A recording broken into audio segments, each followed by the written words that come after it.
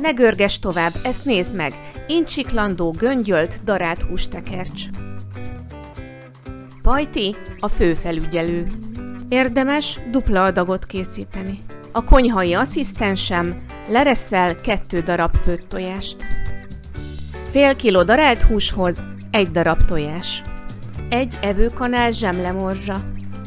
1 teáskanál fokhagyma granulátum. Fél teáskanál só. Bors ízlés szerint. 1 teáskanál fűszerpaprika.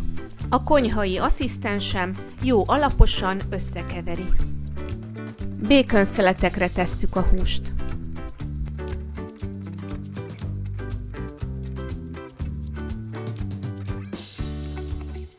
Próbálkoztunk, nem jött össze. Sonka, sajt,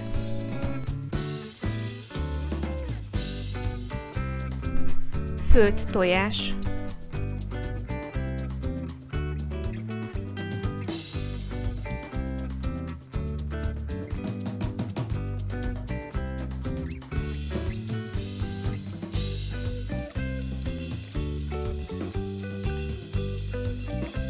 a hústekercs 2 végét nyomkodjuk be, hogy a töltelék ne folyjon ki.